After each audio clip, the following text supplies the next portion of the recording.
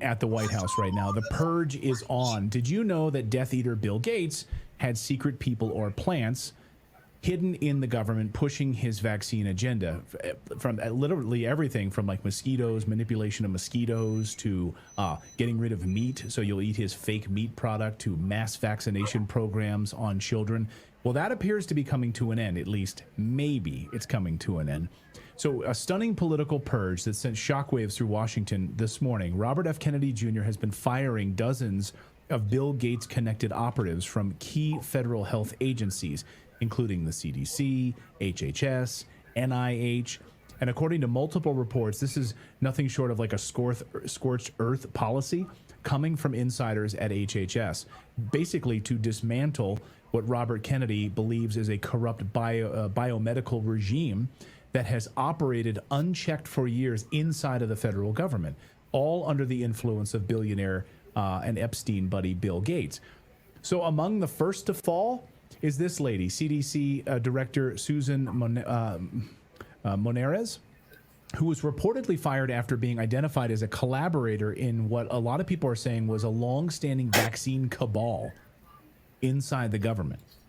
In total, 5 top CDC officials are now out, and the purge is expected to continue. This was just the first purging. She was defying Secretary Kennedy's direct orders to fire swamp monsters who were big pharma swamp monsters that Kennedy was like asking her to fire, according to these reports. She wouldn't listen to her boss.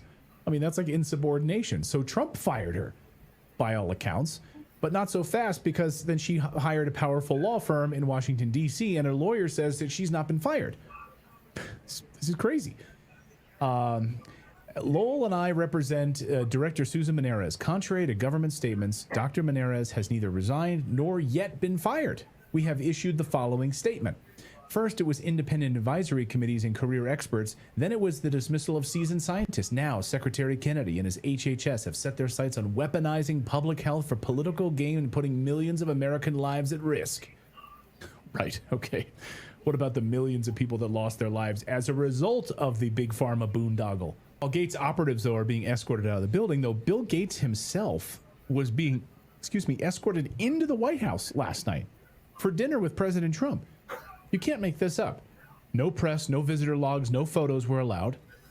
Yes, the close friend of Jeffrey Epstein and vaccine pusher on unwitting Africans met with President Trump in a closed-door session that reportedly lasted 3 hours. Again, no press allowed, no photos allowed. Then on the very same day, the FDA quietly revoked emergency use authorization for mRNA COVID shots, only to then reauthorize them for infants as young as 6 months and the broader at-risk population. So in one afternoon, they pull it, then put it back. What the hell is going on here? The timing is no coincidence. Secretary Kennedy said this: I promised 4 things: to end COVID mandates, to keep vaccines available to people who want them, demand placebo-controlled trials from companies, and to end the emergency.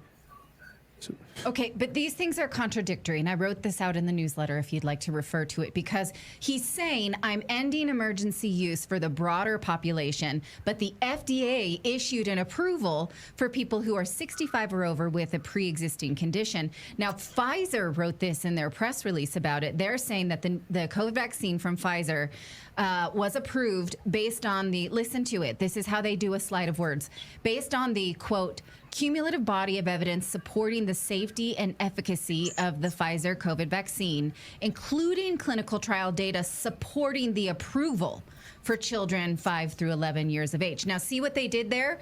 It's not based on clinical trials, which he just promised in that tweet.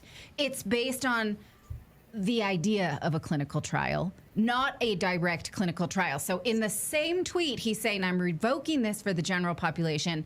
I'm putting full authorization for these populations, but they are not, I repeat, not based on clinical trials.